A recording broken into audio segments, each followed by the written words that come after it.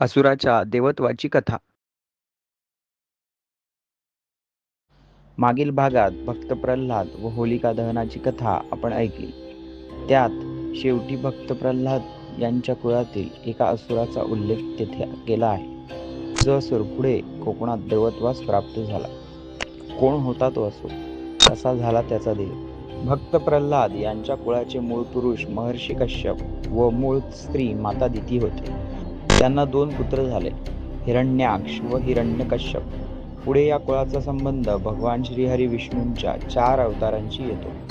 प्रल्हाद यांचे वडील हिरण्यकश्यप याचा वध नरसिंह अवतार, तर हिरण्यकश्यप याचा भाऊ हिरण्याक्ष याचा वध भगवान विष्णूंच्या वराह अवताराने केला. पुढे भक्त प्रल्हादांना मी तुझे व तुझ्या कुळाचे सदैव रक्षण करेन असे वचन नरसिंह देवाने दिले. याच भक्त प्रल्हादांनी पुढे 3 लोकात आपले अधिपत्य प्रस्थापित केले. त्यांना 2 पुत्र झाले, कपिल मुनी व विरोचन. भक्त प्रल्हादांच्या मोक्षप्राप्तीनंतर विरोचन राजा झाले.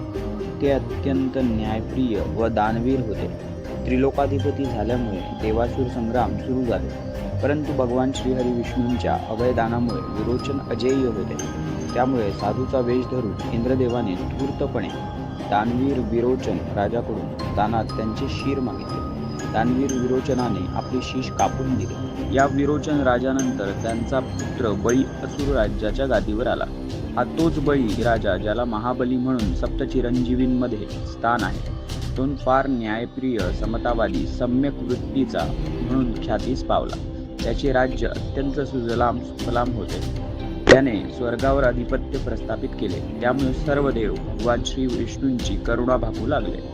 हा बळीराजा स्वतः भगवान विष्णूंचा भक्त जरी असला तरी त्याला थोडा गर्व झालाच होता. भगवान विष्णूंनी वामन अवतार धारण करून बळीकडे 3 पावलांपुरती भूमी मागितली आणि 2 पावलात संपूर्ण विश्व, पाताळ आणि स्वर्ग व्यापले. त्यामुळे त्यांस 3रं पाऊल माझ्या मस्तकावर ठेवा असे बळीने सांगतात.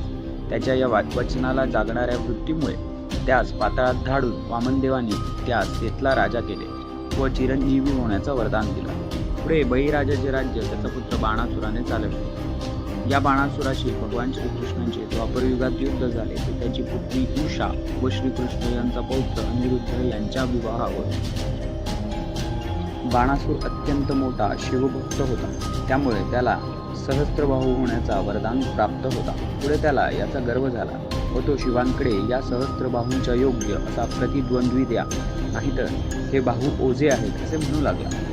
त्यावेळी शिवशंकरांनी एक ध्वज देत म्हटले की हा ध्वज तुझ्या राज्यावर लाव.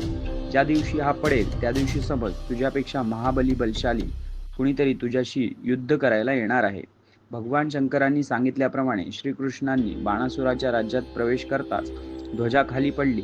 तसे बाणासुराने आपले सहस्त्रबाहू रूप धारण करून तुंबळ युद्ध केले. त्यामुळे श्रीकृष्णांनी सुदर्शनाने त्याचे 4 सोडून सर्व सहस्त्रबाहू कापून टाकले. पण त्यांनी त्यास मारले नाही. कारण हा बाणासूर शिवभक्त तर होताच, पण भक्त प्रल्हादांचा पणतू होता. श्रीकृष्ण रूपी भगवान विष्णू वचनबद्ध होते. हाच बाणासूर पुढे भगवान शिवशंकराचा परमभक्त असल्याने त्यांचा गण म्हणून राहिला.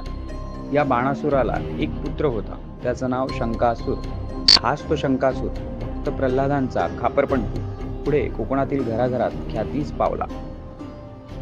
तो ख्यातीस कसा पावला व देवत्वास कसा प्राप्त झाला याची कथा पुढील भागात आपण पाहू.